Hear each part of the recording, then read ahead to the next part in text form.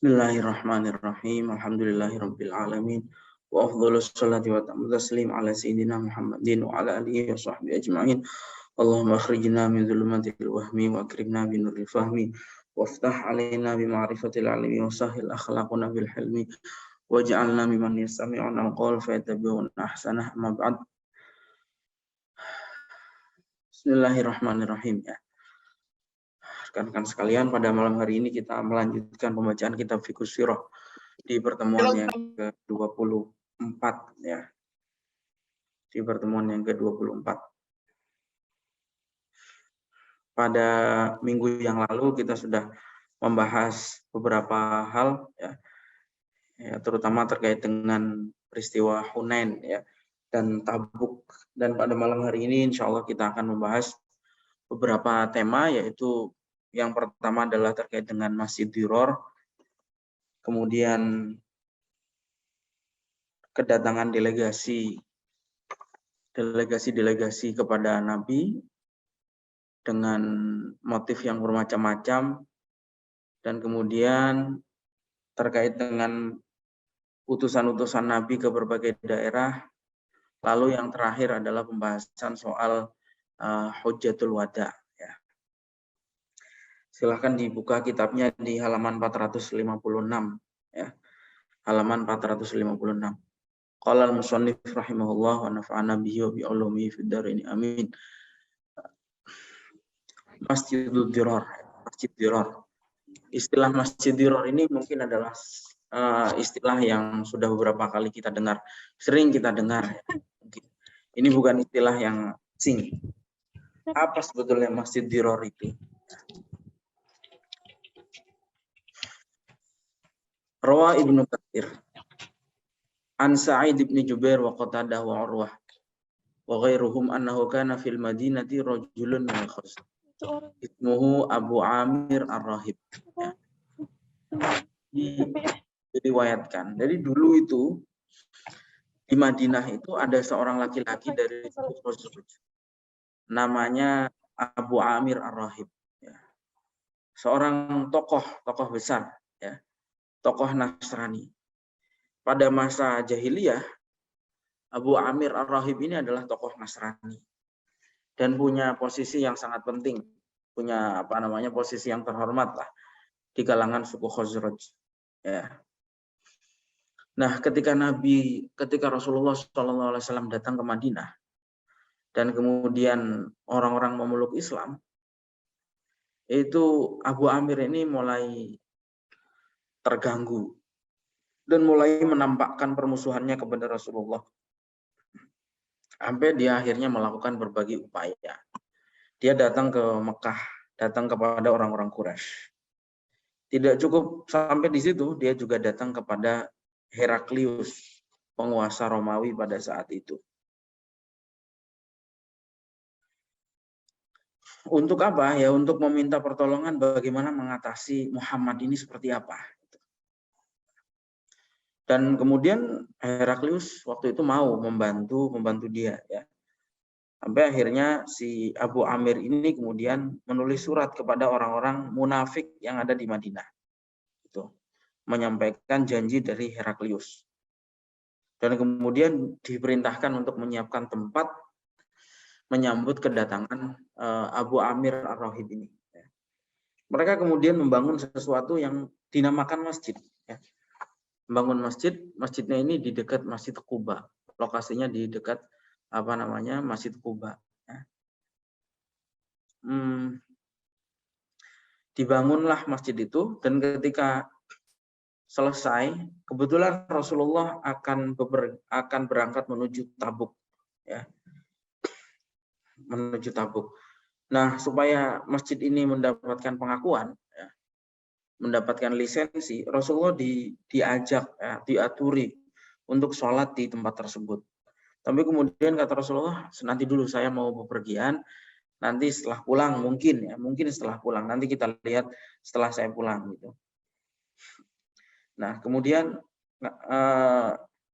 tapi kemudian setelah pulang dari Tabuk, ya, kira-kira setengah hari menjelang Rasulullah sampai ke Madinah, ya, Rasulullah kemudian mendapatkan wahyu terkait dengan hakikat apa terkait masjid tersebut. Ya.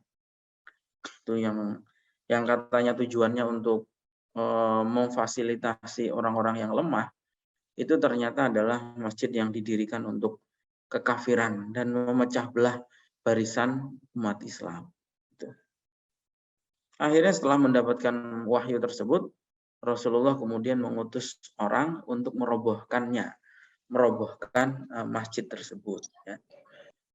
Turunlah mengenai Masjid Dirar ini ayat A'udzubillahi minasyaitonirrajim walladzina takhadhu masjidan dirara wa kufra wa tafriqan bainal mu'minin wa irsadan liman haraballaha wa rasulahu min qabl ila akhir ayat. Ya. Sampai nah disitulah terdapat istilah Masjid Dirar. Kenapa disebut Masjid Dirar? Karena madorot ya, karena madorot bagi Masjid Quba. Ya. Kebetulan letaknya Masjid Dirar ini dekat Quba, dekat Masjid Quba. Sedangkan gambaran Masjid Quba di dalam Al-Quran itu adalah la masjidun ussisa ala taqwa min awal yaumin ahaqqu an taquma fih. Ya, masjid itu mestinya adalah bangunan yang didirikan atas dasar sejak awal pendiriannya. Itu sekilas ya tentang Masjid Dirar. Sekarang istilah Masjid Dirar ini masih terus dipakai ya untuk tempat-tempat yang memang mengandung madorot. Al-ibar wal idhar, beberapa pelajaran yang bisa diambil. Tu'tabaru qissatu hadzal masjid. Ya. Qummatul kaidil ladzi wasala ilaihil munafiquna binisbati li Rasulillah sallallahu alaihi wasallam wa ashabihi al-muslimin.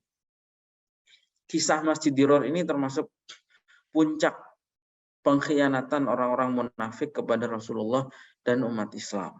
Itu. Bahkan bukan hanya kemunafikan, tetapi juga konspirasi dan rencana jahat terhadap memecah barisan umat Islam. Ya. Karena itu tidak seperti biasanya. Biasanya Nabi itu kalau terhadap orang-orang munafik ya diperlakukan sebagaimana orang-orang Muslim, ya, sebagaimana orang-orang beriman. Tapi tidak untuk kali ini. Ya. Tetapi Nabi menghancurkan upaya mereka itu ya dalam membangun Masjid Dirar itu.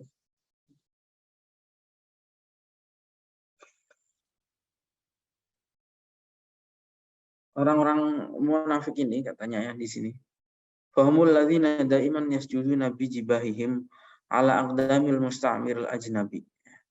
Li'ainuhum fi wasilati harbin didda islamil muslimina fi baladihim. Orang-orang munafik ini adalah orang-orang yang selalu sujud atau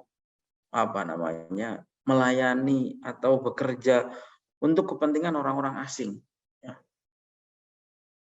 Untuk kepentingan orang-orang asing. Ya selalu ada kan, pengkhianat itu selalu ada. Kita di Indonesia dulu dijajah oleh Belanda ratusan tahun, 350 tahun, itu juga karena memang ada orang-orang pengkhianat. Ya. Yang lebih suka melayani kepentingan Belanda daripada kepentingan negaranya sendiri. Dan fenomena seperti itu ya sampai sekarang ada. Dan dimanapun, bahkan bukan hanya pada lingkup negara, dalam kehidupan kita sehari-hari dimanapun yang namanya pengkhianat itu selalu ada. Orang-orang munafik itu selalu ada. Tapi kita tidak boleh gampang menuduh orang munafik itu enggak boleh. Karena apa? Karena yang tahu orang itu munafik atau tidak ya cuma Allah. Ya.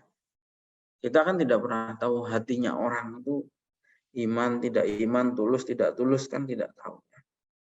Karena itu bahkan Rasulullah itu sampai wafat tidak pernah membuka identitasnya orang-orang munafik. Orang munafik itu si A, si B, si C nggak pernah Nabi membuka nama-namanya seperti itu. Karena memang secara lahir orang-orang munafik itu ya diperlakukan diperlakukan yang tampak zahirnya gitu ya. Zahirnya iman ya sudah diperlakukan layaknya orang beriman gitu. Nah, seperti itu. Selalu ada dimanapun ya. Dan itu tantangan orang hidup ya. Orang-orang munafik ada di tengah-tengah kita. Kadang-kadang teman, kadang-kadang bawahan, kadang-kadang atasan, ya seperti itu. Oke, kemudian berikutnya wafdu Saqifin wa dukhuluhum fil Islam. Datangnya utusan atau delegasi orang-orang Saqif dan masuknya mereka kepada Islam, ya, masuk Islam mereka. Ini membahas soal beberapa delegasi. Sebetulnya banyak sekali delegasi-delegasi Arab yang datang pasca Fathu Makkah, pasca penaklukan kota Makkah. Itu banyak sekali delegasi-delegasi orang Arab yang datang kepada Nabi. Macam-macam tujuannya. Ada yang untuk masuk Islam, ada yang untuk sekedar menandatangani perjanjian damai, ada yang untuk dialog dan seterusnya. Warwa Ibnu Ishaq anna sallallahu alaihi wasallam qadimal Madinata min Tabuk fi syahri Ramadan. Wa fi dzalika syahri qadama alaihi wafdu Saqifin. Ya, bahwa Rasulullah itu pulang dari Tabuk itu bulan Ramadan. Dan pada bulan Ramadan itu pula datang delegasi dari Saqif, ya. Masih belum lupa ya, kemarin kan kita sudah membahas soal Saqif ini, ya. Saqif ini adalah satu qabilah yang diperangi oleh Rasulullah, memerangi Rasulullah dan diperangi oleh Rasulullah. Tapi tidak sampai, artinya Rasulullah nggak mengejar mereka. Wa kana qad tashawaru bainahum wa ra'anahu la taqata lahum biharbi man hawlahum minal Arab. Wa qad baya'a kulluhum wa aslamu. Awalnya mereka musyawarah, orang-orang Saqif ini musyawarah.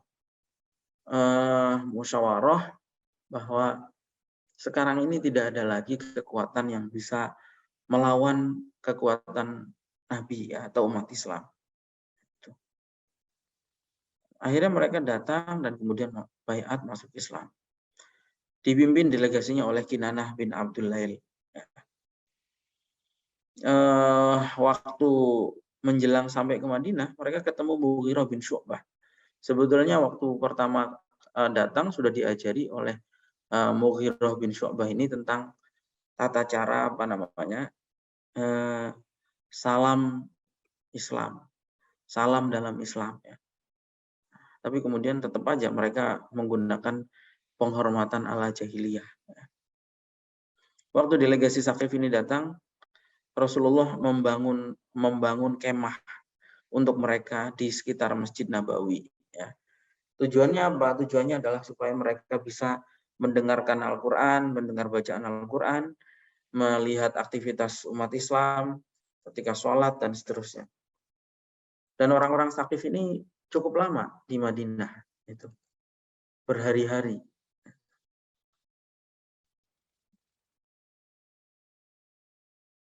Mereka berdiskusi, ya ada yang cocok, ada yang nggak cocok, ya, berdebat dengan Rasulullah. Sementara Rasulullah mengajak mereka untuk kepada Islam, ya. Rasulullah tidak pernah lelah. Setiap habis Isya rutin beliau datangi mereka satu persatu. Sampai ya kayak seperti ya Rasulullah kelilinglah kepada orang-orang Saqif ini. Satu persatu didatengin, ya, diajak diskusi sampai mereka mau masuk Islam.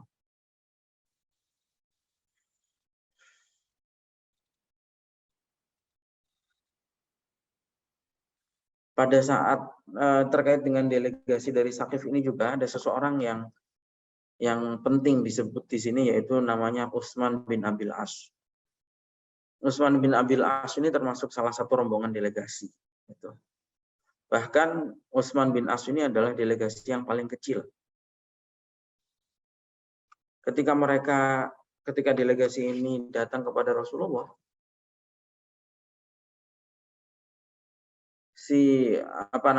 Utsman ini ketika delegasi sudah bubar, Utsman datang privat, ya, datang sendirian kepada Rasulullah. Kemudian bertanya-tanya tentang persoalan-persoalan agama, kemudian juga minta diajari untuk membaca Al-Quran. Kalau Rasulullah didatangi, Rasulullah sudah istirahat, Utsman ini kemudian datang kepada Abu Bakar. Utsman bin Abil As ini datang seperti aktivitasnya itu privat kepada Rasulullah, privat kepada Abu Bakar itu sembunyi-sembunyi, ya. Tidak menunjukkan kepada kaumnya, kepada kelompoknya. Ya.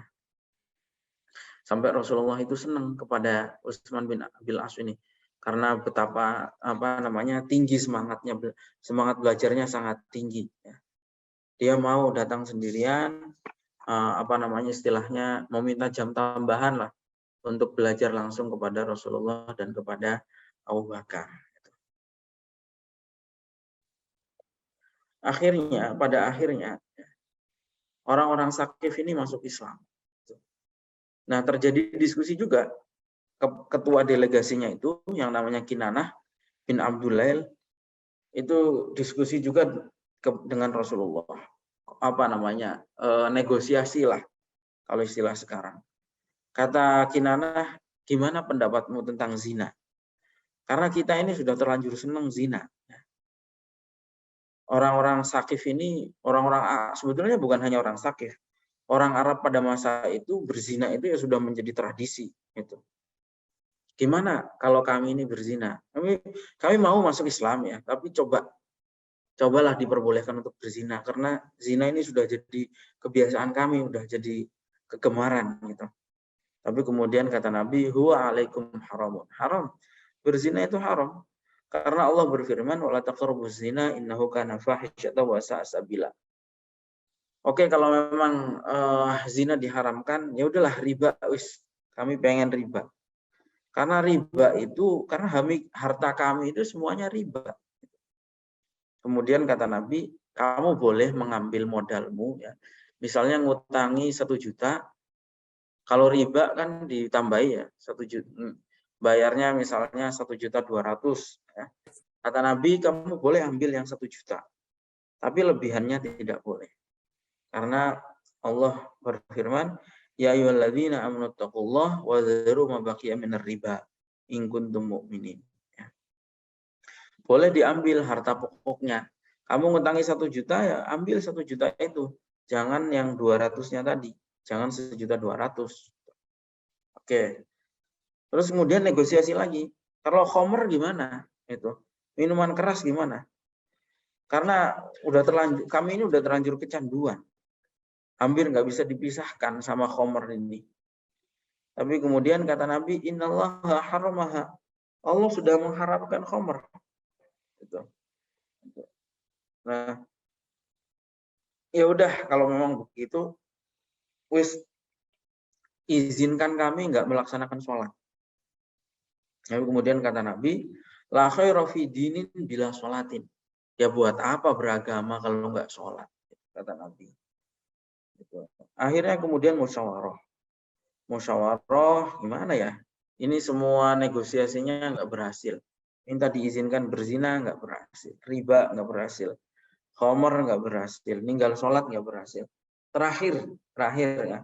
Kata mereka, ya udah izinkan kami tetap mempertahankan berhala Lata 3 tahun saja itu. Tapi kemudian Rasulullah juga nggak mau. Ya udah 2 tahun, nggak mau tetap. Ya sebulan aja, beri kami waktu sebulan. Ya. Berhala Lata ini tetap dibiarkan. Itu. Ya, kemudian kata Nabi, kenapa kalian ini ingin mempertahankan berhala Lata itu kenapa? Ternyata mereka takut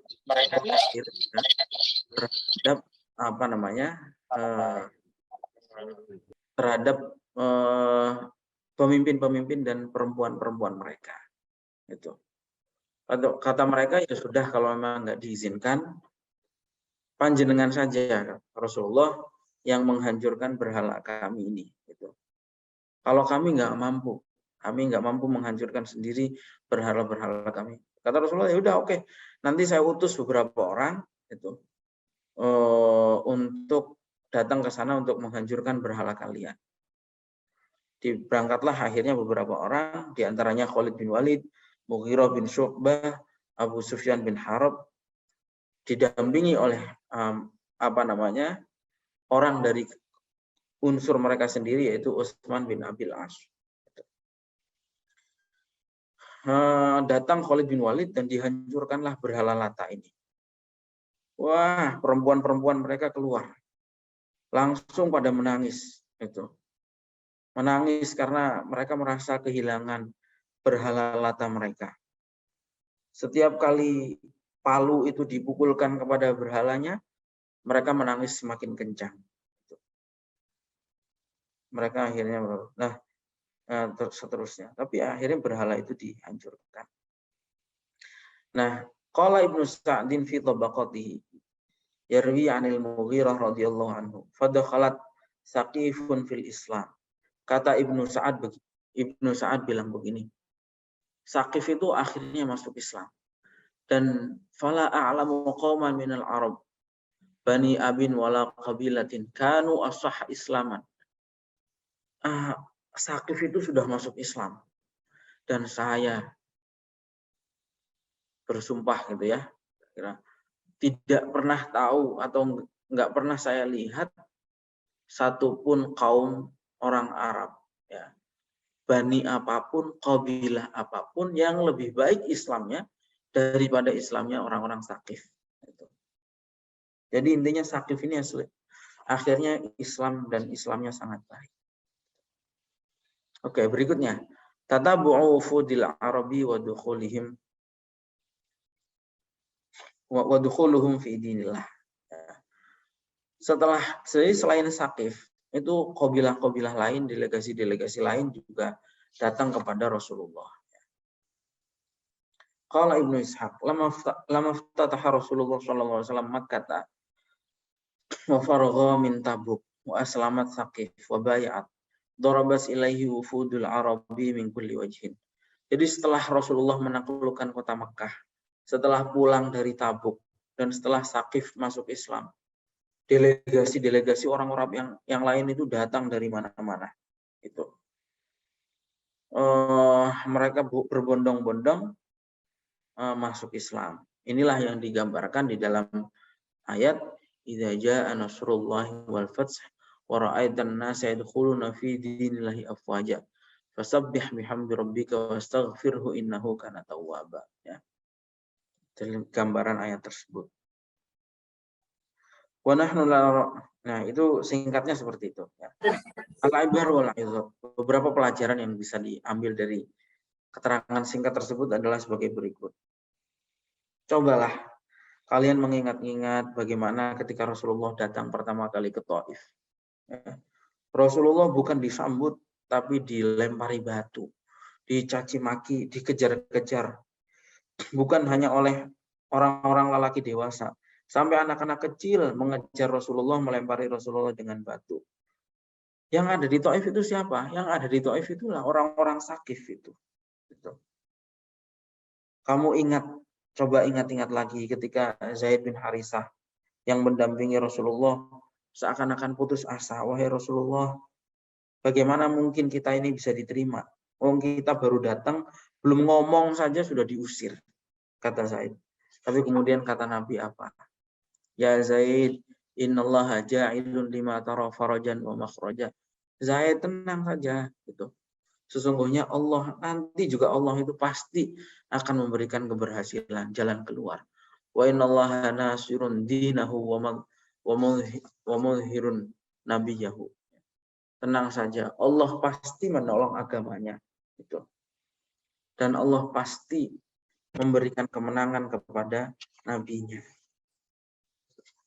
Jadi sebenarnya ibaratnya begini, gampangnya kisah ini itu sebetulnya gampangnya adalah masa panennya Rasulullah. Setelah Rasulullah itu bersusah payah, ya, diusir, dicaci maki, disiksa, ya. Nah, kemudian orang-orang Arab itu kemudian terbuka hatinya dan delegasi-delegasi Arab ini datang kepada Rasulullah untuk mengikrarkan keislamannya. Itu. Makanya ada kaidahnya kan, ala innan nasra ma'as sabr, ya. Bahwa pertolongan itu ya datang dengan kesabaran. Apapun sebetulnya perjuangan kita di dunia ini ya membutuhkan kesabaran, ya. Apapun. Dan keberhasilan itu bagi orang-orang yang sabar. Kalau kita sebentar putus asa, ya nggak akan berhasil, ya, nggak akan dapat apa-apa. Dan apa namanya? Coba ya.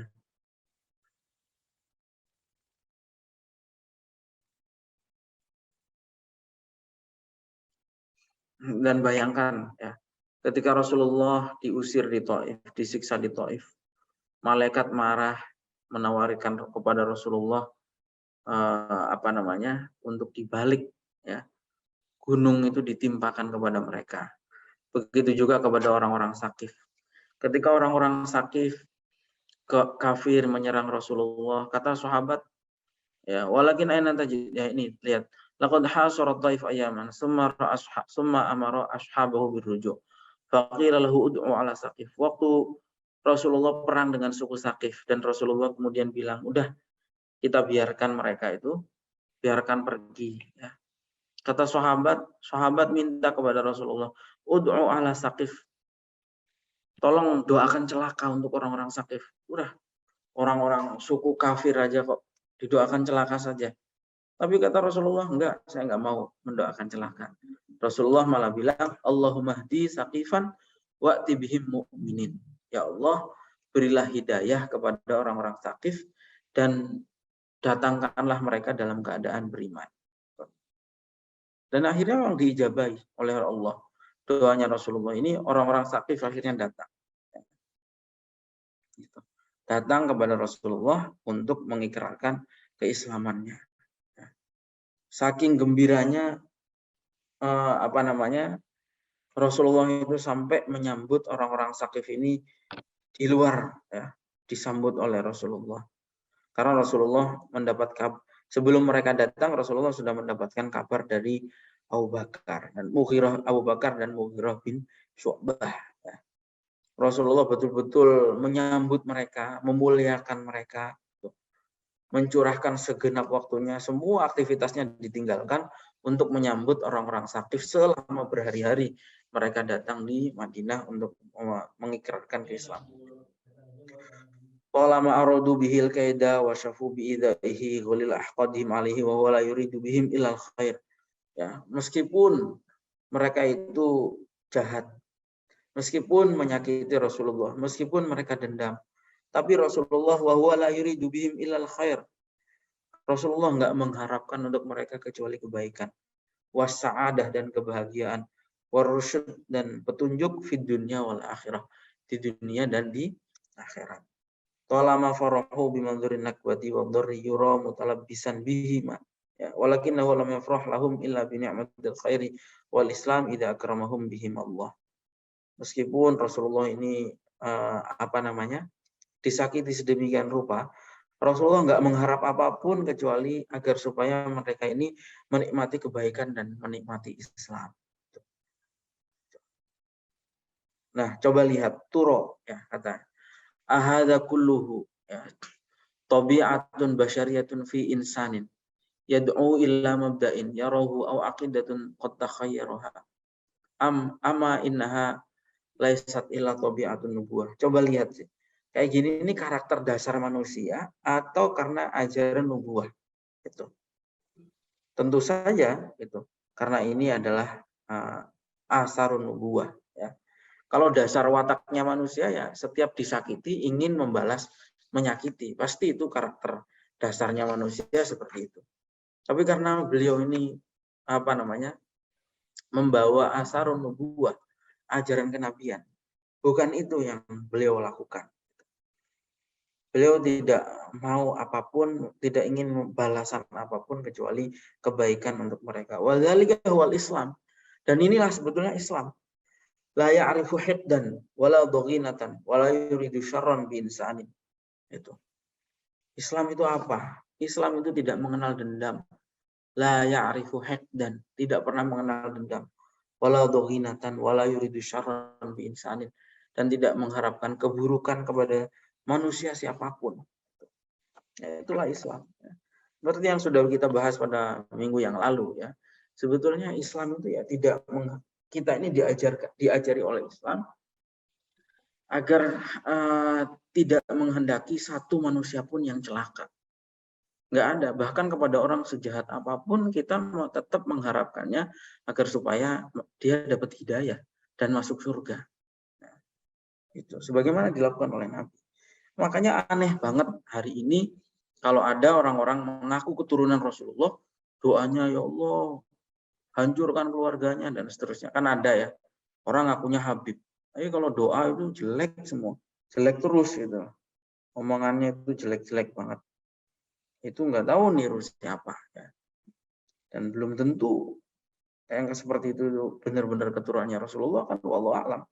Ada penelitian yang baru, penelitian apa namanya akademisi dari Banten, Kiai Imaduddin Usman. Mungkin teman-teman bisa lihat, baca penelitian itu, bahwa apa namanya orang-orang yang ngaku Habib itu sebetulnya sulit dipertanggungjawabkan secara ilmiah bahwa memang mereka itu adalah keturunan Rasulullah. Bahkan ada kemungkinan terputus, atau bahkan ada beberapa yang memang hanya mengklaim. Makanya nggak usah fanatik-fanatik kepada orang-orang yang ngaku keturunan Rasulullah itu. Kita fanatik ya Kak kepada keilmuannya. Kalau ada orang ngaku alim, kita hormati. Bukan ngaku alim, maksudnya kita lihat alim, akhlaknya baik, ya kita ikuti, kita teladani.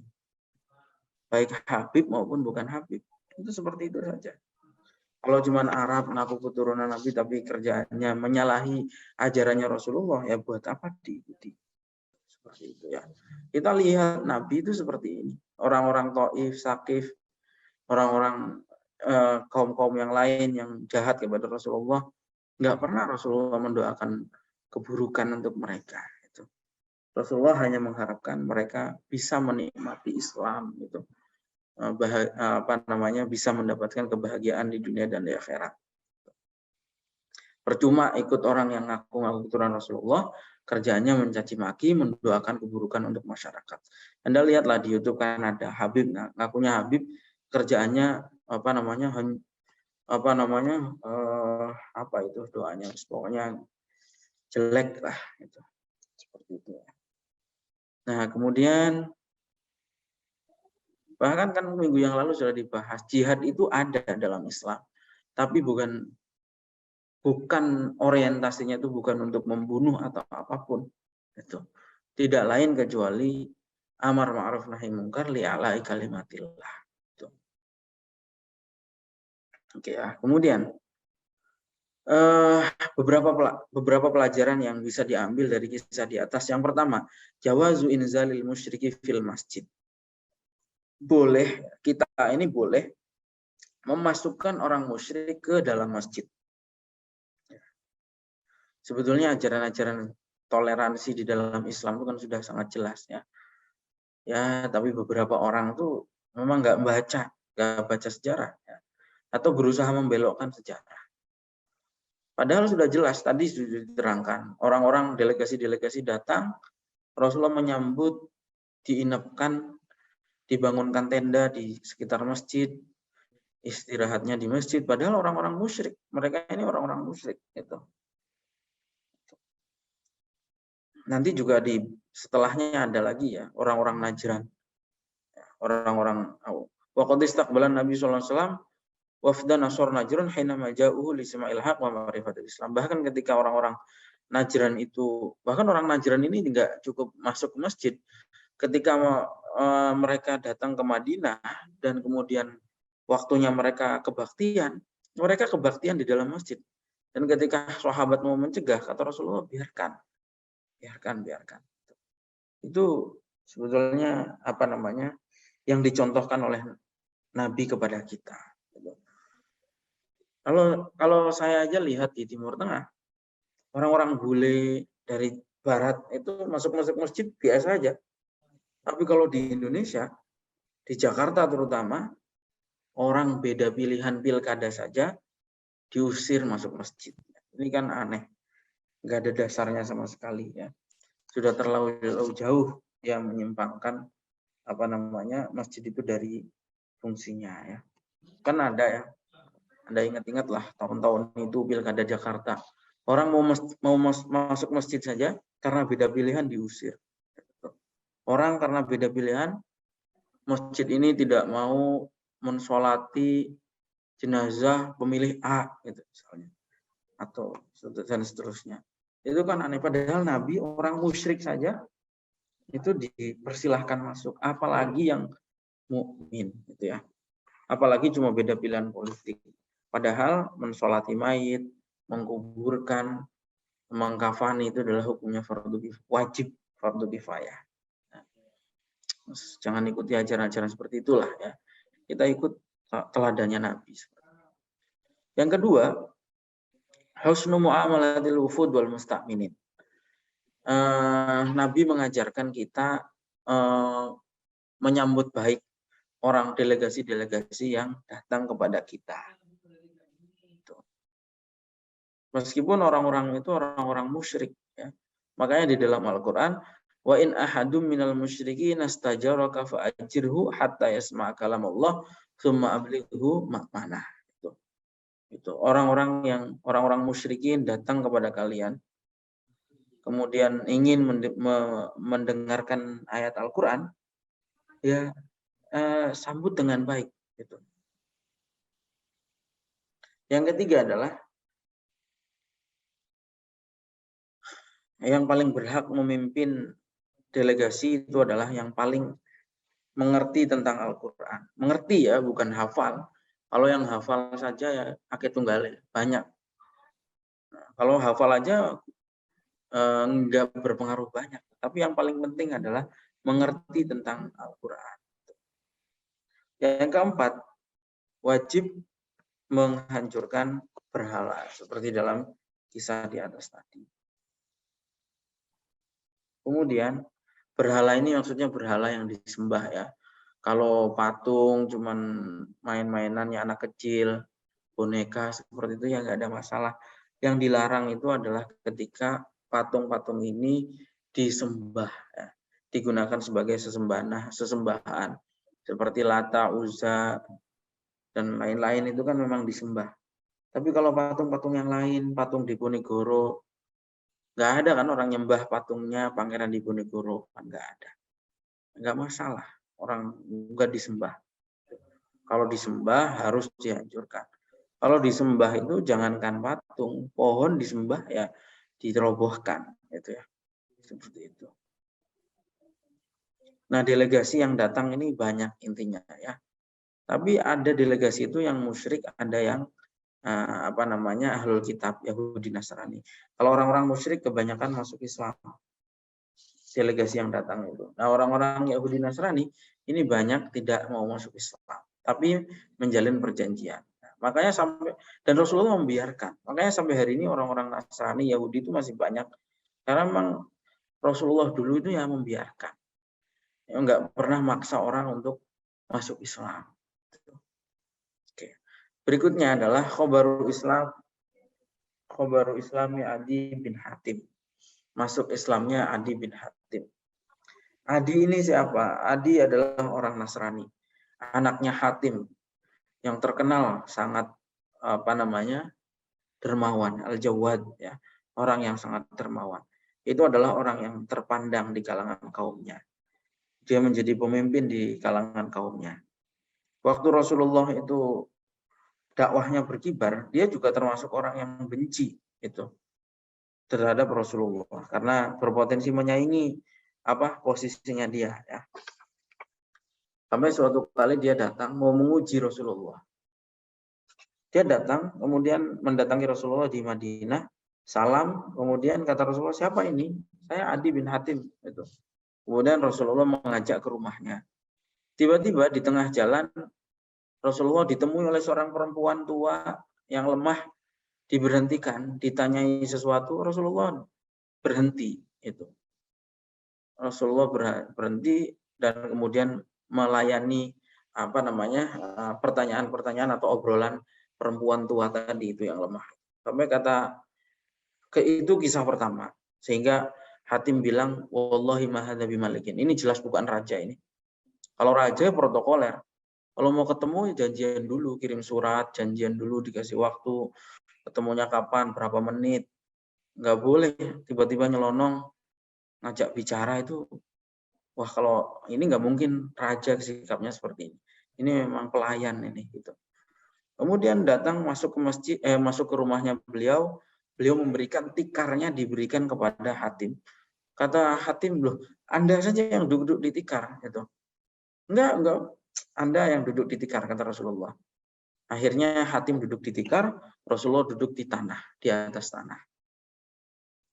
Kata Hatim dalam hati, ini bukan sama sekali, bukan sikap seorang raja ini. Maksudnya bukan sikap seorang yang mendewa-dewakan kedudukan ini. Akhirnya diskusi itu dan seterusnya. Diskusi tentang Islam, diskusi tentang Nasrani dan seterusnya. Nah, kenapa kisahnya Adi bin Hatim ini diceritakan secara khusus? Karena memang menggambarkan karakter Rasulullah. Bahwa Rasulullah itu orangnya sangat sederhana. Sangat sederhana. Jauh dari sikap pengen dipuji-puji, pengen dihormati, pengen kedudukan, dan seterusnya. Nggak ada tampak ciri-ciri apapun kecuali bahwa beliau itu memang Rasulullah yang diutus untuk semua manusia. Sampai Adi bin Hatim ini masuk ke rumah Rasulullah, dia sebagai orang Syam, orang terhormat, membayangkan ketika masuk ke rumahnya Rasulullah sebagai pimpinan umat Islam itu mungkin rumahnya mewah, gitu, perabotannya bagus-bagus, ternyata sangat sederhana. Ya, sampai akhirnya Adi bin Hatim ini, bahkan Rasulullah ini tidak pernah membedakan dirinya dari para sahabat. Ketika duduk bareng-bareng sahabat, orang nggak akan tahu mana Rasulullah dan mana Nabi. Gitu. Jadi seperti itu ya. Apa namanya? Ya intinya banyak hal lah, menunjukkan bagaimana Rasulullah itu sangat jauh dari kesan mewah-mewahan, berkuasa gitu dan seterusnya. Memang beliau itu murni hanya Rasul yang diutus kepada semua manusia. Gitu. Sampai terus kemudian salah satu diskusinya adalah soal masa depan Islam dan umat Islam. Kata Nabi, nggak usah khawatir kalau hari ini miskin, ya. Nanti itu orang-orang Islam itu akan dianugerahi banyak sekali harta itu. Dan memang benar pada masanya Umar bin Abdul Aziz, ya. Umar bin Abdul Aziz itu nyuruh orang untuk bagi zakat sampai ke Afrika, nggak ada yang nerima, nggak ketemu mustahik. Kenapa? Karena orang sudah pada kaya semua, orang Islam sudah pada kaya semua. Nggak seperti sekarang ya. Kalau sekarang pembagian zakat tuh sampai desek-desekan sampai ada yang meninggal. Dulu zamannya Umar bin Abdul Aziz, harta zakat itu dibagikan ke Afrika sampai dibawa pulang lagi karena tidak ada yang menerima. Itu. Kata Nabi juga, nanti kamu akan lihat perempuan berjalan sendirian dari Persia, dari Irak ke Mekah itu aman.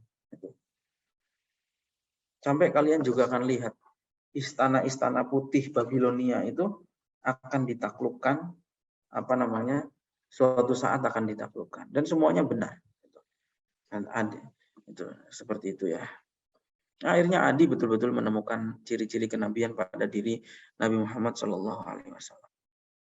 Nah, kemudian bu'utsu Rasulullah SAW ila nasi li ta'limihim bimabadi'il Islam. Sebetulnya Rasulullah bukan hanya didatangi oleh delegasi-delegasi, tapi Rasulullah juga mengutus banyak dai ke luar, ya, ke Jazirah Arab. Gitu. Di antaranya yang diutus adalah Khalid bin Walid, diutus ke Najran. Najran ini dekat Yaman, Arab Saudi tapi sudah dekat ke Yaman. Ya. Kemudian Rasulullah juga mengutus Ali bin Abi Thalib ke Yaman, mengutus Abu Musa al-Asy'ari, Mu'adz bin Jabal juga ke Yaman. Pesan Rasulullah apa? Yassiru wa la tu'assiru, basyiru wa la tunaffiru. Ini pesan yang sudah banyak dilupakan oleh orang Islam hari ini, ya. Nabi itu pesannya kepada dai-dai yang diutus, yassiru wa la tu'assiru, permudah jangan persulit, ya.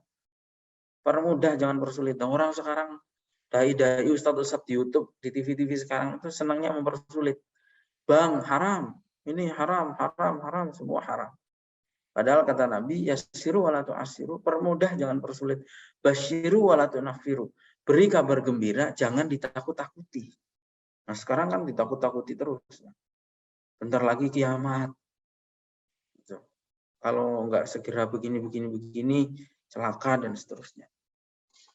Itu sudah melanggar dari pakem yang digariskan oleh Rasulullah kepada para dai-nya. Nah, Rasulullah mengutus mereka menunjukkan bahwa kepentingan dakwah itu adalah tanggung jawab semua umat Islam. Dan bukan hanya melalui lisan, tapi juga melalui apapun termasuk teladan. Sekarang ini yang menjadi persoalan adalah banyak dai-dai kita menyampaikan sesuatu beda dengan realitasnya. Ngomong agama Islam itu cinta damai, tapi negara-negara Islam pada perang. Timur Tengah perang itu semuanya. Ya bukan semuanya, maksudnya banyak negara-negara yang perang itu negara-negara Muslim. Ya.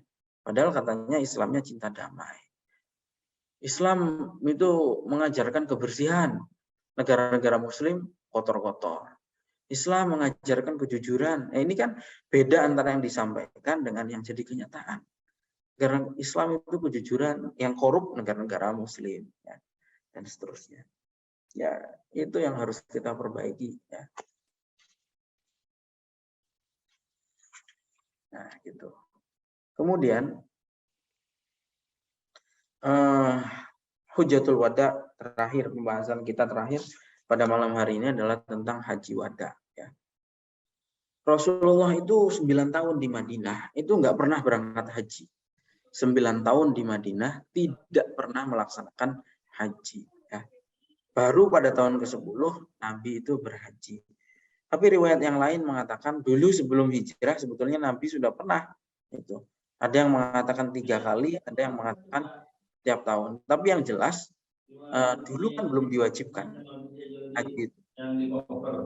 Ada riwayat mengatakan hajinya Nabi ifrad, ada yang mengatakan qiran, dan ada yang mengatakan tamattu. Berbeda-beda. Kita kalau nanti suatu saat berangkat haji, ya tinggal milih sajalah. Masing-masing itu ada dasarnya. Ya. Mau ifrad, mau tamattu, mau qiran. Tapi kebanyakan jamaah haji Indonesia itu tamattu. Ya.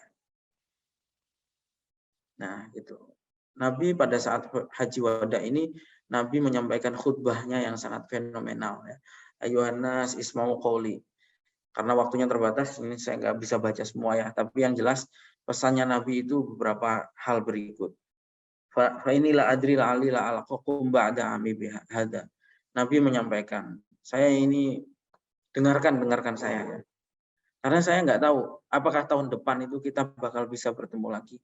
Mungkin nggak mungkin kayaknya nggak akan ketemu lagi ya setelah tahun ini itu. Kata Nabi, wahai manusia, sesungguhnya darah kalian, harta kalian itu haram. Nah, pertama soalnya ini harta dan nyawa. Yang kedua soal riba yang diingatkan oleh Nabi. Ini semuanya penyakit-penyakitnya orang Arab dulu. Ya. Orang Arab ini paling senang bunuh-bunuhan. Ya. Perang itu hobi ya kayak. Maksudnya kayak mudah gitu. Kurang mengerti. Makanya Nabi ngingetin darah kalian itu, harta kalian itu haram atas diri kalian gitu ya. Maksudnya saling menghormati masalah hak. Jangan gampang-gampang nyerang orang gitu, jangan gampang-gampang ngambil harta orang. Jangan riba ya. Dulu orang Arab kan riba. Kemudian ittaqullah fin nisa. Soal perempuan saya sebutkan khusus, hormati perempuan. Fa innakum innama akhadtumuhunna bi amanillah. Orang-orang jahiliyah dulu kita sudah bahas di pembahasan yang lalu ya. Bagaimana orang-orang jahiliyah memperlakukan perempuan. Karena itu Nabi berpesan ittaqullah fin nisa. Kemudian berikutnya berpegang kepada kitabullah wa sunnati dan sunnahnya Rasulullah. Kemudian yang berikutnya adalah agar supaya taat kepada pemerintahnya. Isma'u wa ati'u. Wa in umiru alaikum abdun habasyun mujadda'un. Dengarkan, taati pemimpin kalian. Meskipun pemimpin kalian itu budak budak kulit hitam, ya, yang rambutnya keriting. Ya. Kemudian pesan Nabi juga tentang budak. Ariqaukum. Sekarang sudah nggak ada budak. Ya. Tapi anehnya ada sebagian orang Islam ingin menghidupkan kembali perbudakan. Padahal Nabi itu dulu berwasiat tentang budak, bahkan di Islam itu melanggar sesuatu, kafaratnya memerdekakan budak. Jadi berlomba-lomba memerdekakan budak. Lah hari ini ada orang Islam pengen mengembalikan zaman perbudakan. Kemudian Nabi juga mengingatkan isma'u qawli ta'lamunna anna kulla muslimin akhun lil muslim. Setiap orang Islam itu adalah saudara bagi muslim yang lain. Itu. Jangan saling menzalimi. Fala tarji'u ba'di dullalan. Jangan kembali kepada kesesatan. Yadribu ba'dukum riqaba ba'd. Saling memukul leher. Maksudnya jangan saling membunuh lagi, sudah. Selesai budaya bunuh-membunuh itu, udah jangan diteruskan lagi. Ya. Sekarang, tapi ya gimana? Orang-orang Arab ini karakternya begitu ya. Yaman perang, yang merangi Arab Saudi. Ya. Syria perang, yang merangi Qatar. Ya. Terus saja perang sesama Muslim di Arab itu. Sampai bosen ya lihat orang Arab itu perang. Ya. Nah sekarang orang-orang Arab di Indonesia ngajari juga budaya kekerasan ke orang-orang Indonesia. Kalau orasi-orasi senang sekali memprovokasi orang melakukan kekerasan. Padahal dulu Rasulullah pesannya hentikan kekerasan. Bahkan dulu ya, yang namanya Faqihil Muqaddam itu orang yang diakui sebagai kakek buyutnya habaib di Indonesia. Tapi Faqih Muqaddam itu dulu kisahnya sangat masyhur, itu mematahkan pedang. Artinya sejak saat itu simbol. Maksudnya orang habaib ini sudah nggak boleh lagi kekerasan. Tapi ya anehnya ngaku habaib, tapi senang banget sekarang ya. Lihat video-video itu, senang banget mereka ini mengajarkan kekerasan kepada masyarakat. Padahal majelisnya itu majelis maulid dan seterusnya. Ya, majelis-majelis yang mulia, tapi digunakan untuk memprovokasi. Oke, beberapa pelajaran dari Haji Wada adalah sebagai berikut. Yang pertama, terkait jumlah hajinya Rasulullah. Ada yang mengatakan 3 kali, ada yang mengatakan beberapa kali, tapi itu sebelum hijrah. Adapun setelah hijrah, setelah haji itu diwajibkan, Rasulullah haji itu cuma 1 kali saja. Makanya itu disebut dengan Haji Wada atau Haji Islam. Kita ini diwajibkan haji juga cuma 1 kali. Ya. Makanya kalau penulis kitab ini termasuk yang menganggap haji umroh itu ya 1 kali, nggak usah berkali-kali. Kalau kita punya uang lebih, mending diberikan kepada orang yang membutuhkan, kepada tetangga atau siapapun. Nggak usah umroh berkali-kali, haji berkali-kali. Kalau menurut penulis kitab ini ya. Kemudian yang kedua adalah al-ma'nal kabir li hujjati Rasulullah. Ada satu makna yang sangat besar dari hajinya Rasulullah. Rasulullah itu sudah mengajarkan semua hal ya, tentang sholat, tentang puasa, tentang zakat. Tapi Rasulullah belum mengajarkan umatnya tentang haji. Maka melalui kesempatan Haji Wada itu Rasulullah menyampaikan kewajiban haji. Ya. Nah, kemudian banyak waktu itu orang-orang yang baru masuk Islam. Jadi khutbahnya Rasulullah pada saat Haji Wada itu adalah penegasan tentang hukum-hukum Islam kepada orang-orang yang baru masuk Islam. Yang ketiga adalah kalau kita lihat khutbahnya Rasulullah itu sangat menarik sekali pada saat khutbatul wada itu. Ya. Bahwa Rasulullah ingin menegaskan bahwa ini sudah akhir. Ya. Ini sudah akhir. Saya sudah berjuang 23 tahun siang malam dengan darah dan air mata. Keringat, darah, dan air mata. Dan ini adalah pungkasan. Saya sudah menyampaikan amanah, saya sudah menyampaikan nasihat, saya sudah berjihad, dan seterusnya. Jadi kemudian Rasulullah meminta persaksian dari orang-orang yang hadir. Makanya Rasulullah berkali-kali menyampaikan, saya ini sudah menyampaikan apa belum? Kemudian orang-orang bilang, ya sudah wahai Rasulullah, panjenengan sudah menyampaikan semuanya. Itu. Allahumma fashhad. Dari poin-poin tadi juga tentang khutbahnya Rasulullah mengingatkan orang tentang agar supaya menghormati nyawa, ya. Rasulullah juga dalam redaksi yang lain mengatakan la fadla li arabin ala ajamin wala ajamin ala arabin. Tidak ada kelebihan orang Arab atas orang-orang non-Arab, dan tidak ada kelebihan orang non-Arab atas orang-orang Arab kecuali dengan takwa.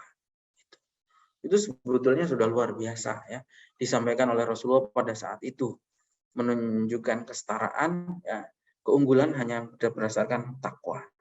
Itu. Rasulullah tidak cukup mengatakan bahwa harus menghormati darah dan harta, tapi juga penegasan Rasulullah, kalian tuh bersaudara, jangan saling serang, jangan saling melakukan kekerasan. Gitu. Kemudian tradisi-tradisi jahiliyah yang buruk itu tinggalkan, kata Rasulullah. Kayak menyembah berhala dan seterusnya. Kemudian Rasulullah juga tadi berwasiat tentang perempuan, ya. Ittaqullah fin nisa. Karena apa? Ya, orang-orang jahiliyah dulu tidak menganggap perempuan. Kemudian Rasulullah juga berpesan agar supaya berpegang kepada Al-Qur'an dan hadis, ya, sunnah Rasulullah. Tentu berpegang kepada Al-Qur'an itu ya berpegang kepada makna yang sesungguhnya Al-Qur'an, dan bukan hanya terjemah lah intinya, ya. Bukan pemahaman yang tis itu enggak, tapi memang dipahami secara mendalam, secara benar. Yang keenam adalah terkait dengan hubungan antara rakyat dan pemimpin. Rasulullah tadi bilang, taati pemimpin kalian meskipun yang mimpin itu budak, kulit hitam, rambutnya keriting. Ya. Ini juga dipegang teguh oleh beliau, oleh penulis kitab ini, ya. Bagaimanapun yang namanya pemerintah itu jangan dilawan. Kecuali pemerintahan itu secara terang-terangan menunjukkan kekafirannya. Kalau yang lain-lain, ya, pemerintahannya dianggap korup atau yang lain-lain lah, nggak sempurna, itu jangan pernah melakukan pemberontakan. Karena di dalam kitab-kitab hadis Sahih Bukhari, Sahih Muslim, ada puluhan hadis, ya, tentang babul fitan. Nggak ada satupun yang memperbolehkan melawan pemerintahan yang sah. Itu. Pemerintahan itu kondisinya apapun harus ditaati, ya. Meskipun nggak suka, ya. Kita mungkin banyak nggak sukanya sama pemerintah, tapi namanya pemerintah sudah terlanjur jadi menterinya, presidennya, gubernurnya, bupatinya harus ditaati. Gitu. Kecuali mereka menunjukkan kekafiran yang terang-terangan, nah itu baru tidak ada ketaatan kepada makhluk. Misalnya melarang kita sholat, nah itu kita lawan itu. Tapi kan nggak ada bupati, gubernur, menteri, presiden melarang kita sholat, itu kan nggak ada. Artinya apa? Ya kita harus taat kepada pemerintah. Yaitu khutbah wada ini adalah pamungkas daripada penyampaian Rasulullah, dan sekarang tanggung jawab dakwah itu ada di pundak-pundak kita. Itu. Dan kata beliau di halaman terakhir ini, wa ma ab'adunal yaum 'anil qiyam bihaqqiha, dan kita ini betul-betul jauh dari menunaikan hak-hak kewajiban kita berdakwah, ya. Karena kita ini malas-malas, ya. Karena kita ini malas-malas, nggak seperti dakwahnya Rasulullah dulu. Aslahallahu halana wa halal muslimin jami'an, kata beliau. Mudah-mudahan Allah memperbaiki keadaan kita dan keadaan umat Islam semuanya. Wa yaqidna min sakaratid dunia, dan mudah-mudahan Allah ini menyadarkan kita dari mabuk dunia, wa naswati syahwat, dan gila syahwat. Itu wa taghammadana bi lutfihi wa karamihi wa judi, dan mudah-mudahan Allah ini menganugerahkan kepada kita kelembutan.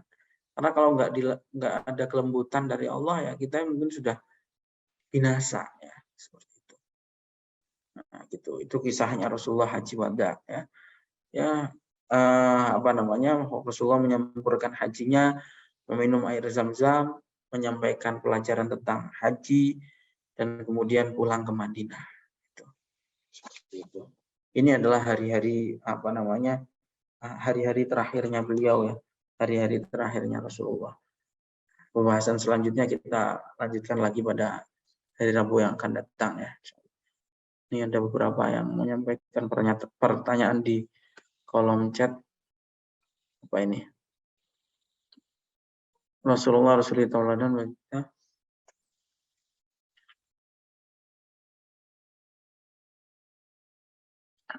Bagaimana apa namanya? Kita Rasulullah adalah suri tauladan bagi kita dan sunnah Rasulullah juga sumber hukum Islam. Pertanyaannya, apa hukumnya jika kita melaksanakan suatu amalan yang belum jelas anjurannya, baik dari sunnah Rasulullah dan dalil dalam Al-Quran, namun amalan itu diisi dengan hal positif, namun tidak ada perintah yang jelas untuk mengerjakan gimana. Ya nggak apa-apa, kan begini. Al-aslu fil asya al-ibahah. Pada dasarnya segala sesuatu itu boleh. Pada dasarnya segala sesuatu itu boleh sampai ada dalil yang mengharamkan. Ya. Semua makanan itu boleh selama tidak dilarang. Tapi kalau sudah ada larangannya, babi, ya, anjing, ya itu nggak harus dijauhi. Tapi yang nggak ada tuntunannya, misalnya apa? Semangka misalnya, makan semangka atau makan tempe atau makan apapun kan nggak ada. Al-aslu fil asya al-ibahah, pada dasarnya segala sesuatu itu boleh sampai ada dalil yang mengharamkan. Semua apapun ya, nggak ada tuntunannya pakai laptop, nggak ada tuntunannya pakai handphone, nggak ada tuntunannya dari Rasulullah. Tapi selama itu digunakan untuk kebaikan, tidak ada masalah. Gitu. Nah, bagaimana dengan yang lain-lain, misalnya membaca yasinan misalnya, nggak ada contohnya. Ya memang secara eksplisit tidak, tapi kan membaca Al-Qur'annya sendiri itu adalah suatu kebaikan. Gitu. Orang tahlilan misalnya, yang paling banyak sering, atau maulid Nabi misalnya. Yang dibaca apa di dalamnya? Yang dibaca memuji, yang dibaca itu sholawat Nabi ya. Misalnya tahlil, tasbih, itu kan semuanya kebaikan. Jadi nggak ada masalah terkait dengan hal tersebut. Rasulullah juga menyampaikan di dalam hadis yang lain kan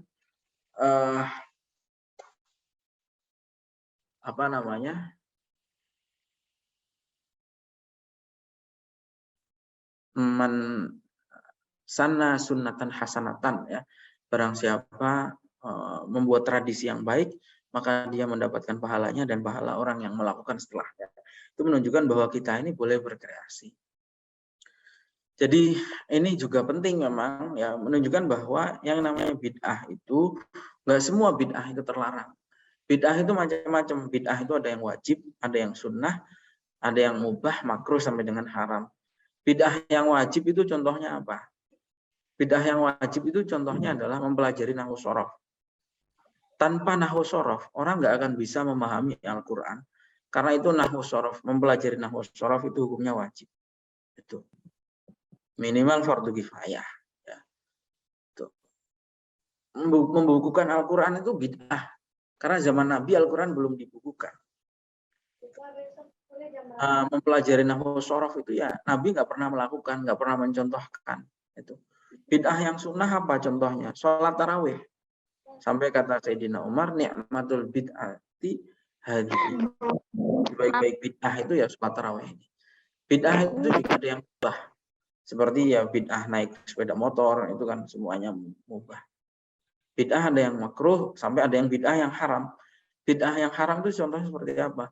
Sholat maghrib 3 rakaat ditambahi jadi 4 rakaat, itu jelas haram hukumnya. Itu bid'ah yang haram. Jadi seperti itu ya. Intinya nggak semua yang tidak ada tuntunannya dari Rasulullah itu terus nggak boleh. Ada yang hukumnya wajib, sunnah, mubah, makruh sampai dengan haram. Kemudian berikutnya terkait dengan tanda-tanda orang munafik, yaitu tanda-tanda, maksudnya tanda-tanda ya menyerupai orang-orang munafik. Tapi kalau ada tanda-tanda seperti itu bukan berarti kita bisa langsung kembali lagi ke tadi, bukan berarti kita bisa langsung menghukumi seseorang itu munafik. Ya, seperti itu. Karena Nabi itu memang nggak pernah, jangankan menuduh, mengumumkan kepada orang-orang itu nggak pernah.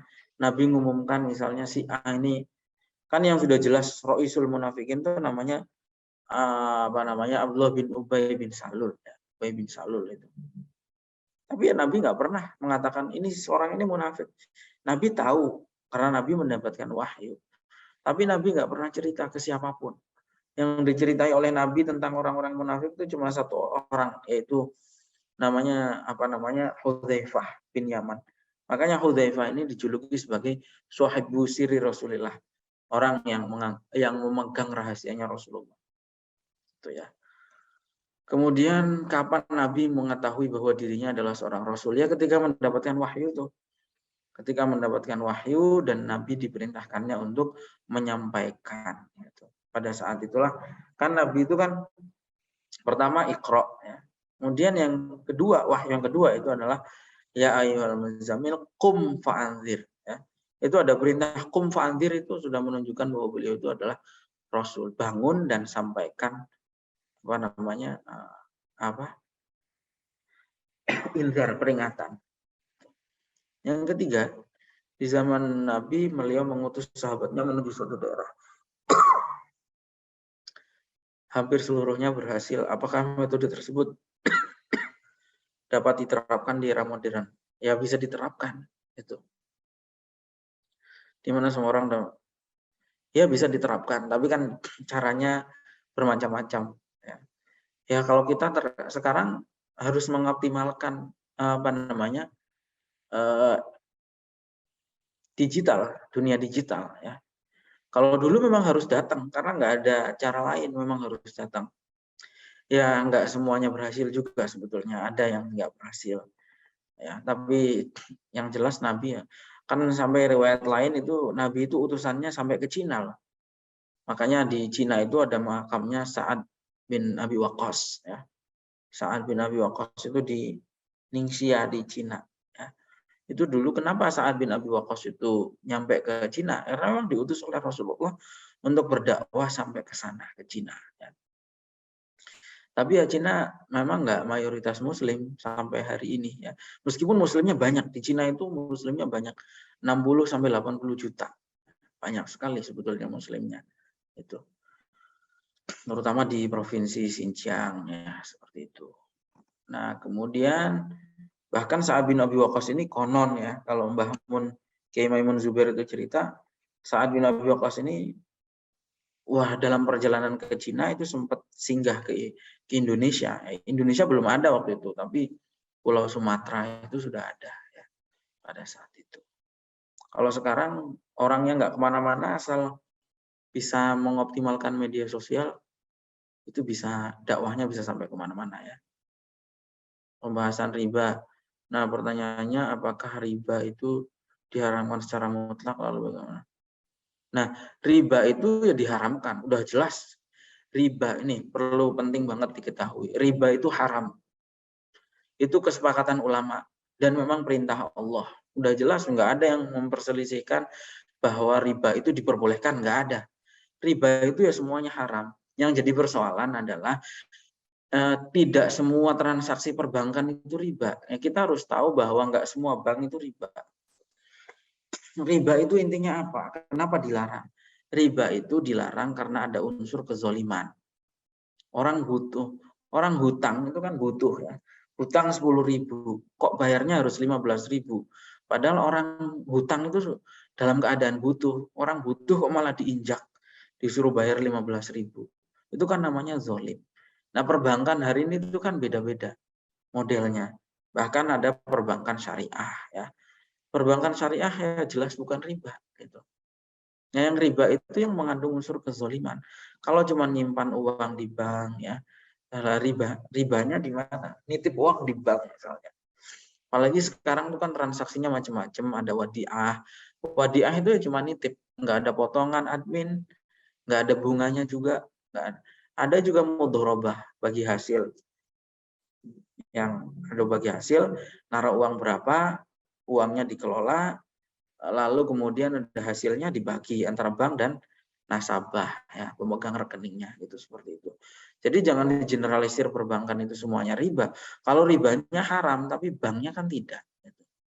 Gitu. Kecuali yang memang Dan praktek perbankan dan riba yang ada di masa Rasulullah itu sudah sangat jauh berbeda. Kalau sekarang namanya orang hutang itu sekarang justru banyak yang hutang itu orang kaya. Orang miskin nggak akan bisa hutang. Kalian yang miskin misalnya mau hutang 100 juta di bank, ya nggak akan dikasih gitu. Kenapa? Karena miskin, nggak ada jaminannya. Justru yang hutang hari ini itu orang-orang kaya. Orang yang hartanya triliunan itu misalnya hartanya 300 triliun. Bisa jadi hutangnya itu 500 triliun.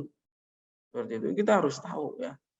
Orang sekarang itu hutang bukan karena kebutuhan, buat modal usaha, buat bisnis dan seterusnya, investasi gitu.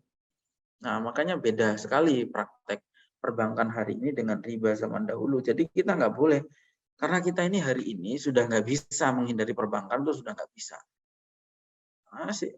Simpel saja, lewat jalan tol aja kalau nggak mau pakai perbankan nggak bisa. Jadi jangan mempersulit diri. Kita berangkat haji nggak pakai bank nggak akan bisa. Seperti itu. Terakhir ya, bagaimana cara terbaik bisa dilakukan untuk menegur orang yang sombong selalu menganggap remeh orang lain.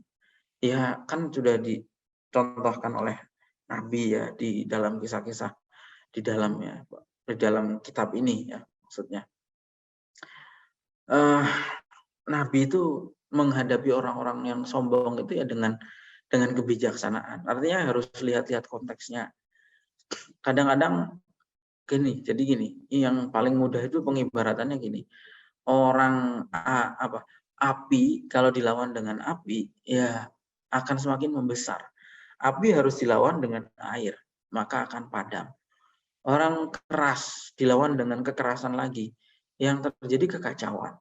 Tapi orang keras dilawan dengan kelembutan, itu bisa berhasil. Tapi juga lihat kasusnya, ada sombong yang diperbolehkan, yang pernah kita bahas di dalam kitab ini ya. Dulu kan ada pembahasan sahabat itu berjalan, siapa yang mampu memegang pedang ini, kata Nabi. Nabi kan menawarkan pedang. Kemudian salah seorang sahabat berdiri, mengambil pedangnya, jalannya itu sambil sombong lah gitu. Tapi kemudian Nabi bilang bahwa cara berjalan seperti itu adalah cara berjalan yang dibenci oleh Allah kecuali dalam momen seperti ini. Maksudnya apa? Ada sombong yang diperbolehkan itu, yaitu pada saat-saat seperti dalam keadaan perang seperti itu ya. Atau sebagaimana dikatakan di dalam pepatah, at-takabur 'alal mutakabir shadaqah. Bahwa sombong kepada orang yang sombong itu adalah sedekah itu. Jadi kadang-kadang juga perlu memberikan pesan lah kepada orang-orang yang sombong itu ya. Tapi lihat-lihat konteksnya. Kadang-kadang ada orang-orang yang sombong yang justru bisa luluh itu ya karena kelembutan. Lihat kisahnya Umar bin Khattab dengan